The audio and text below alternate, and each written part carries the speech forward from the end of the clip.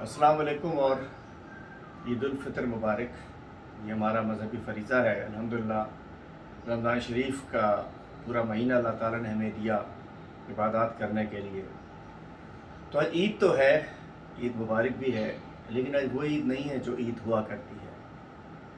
دو وجوہات سے اس دفعہ عید پچھلی دفعہ سے بھی مختلف ہے۔ پچھلی دفعہ تو یہ کورونا کی آفت، عالمی وبا کے ہم شکار تھے، اور پاکستان میں بھی ہم سب بہت سارے ہمارے بھائی بہن بزرگ بیمار تھے، اور ایس او پیز کے ساتھ ہم عید منا رہے تھے۔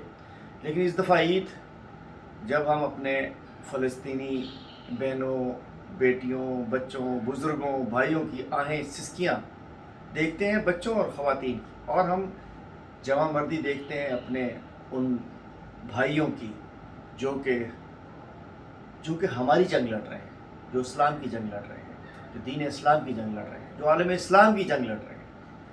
میں سمجھتا ہوں کہ آج کے دن ویسے بھی ہم الحمدللہ پچھلے دنوں سے اور عید کی نماز میں بھی سب نے دعائیں مانگی ہیں، اور آج ایک تو جب عید ملی ہے تو براہ کرم ایس او پی کا خیال رکھیں، ماسک پہن کے رکھیں، اور کوشش کریں کہ مطلب کورونا کو پھیلاؤ کا ذریعہ نہ بن جائے۔ کہیں یہ عید جو خوشیوں کے لیے ہوتی ہے، کہیں یہ کووڈ-19 کے پھیلاؤ کا ذریعہ نہ بنے۔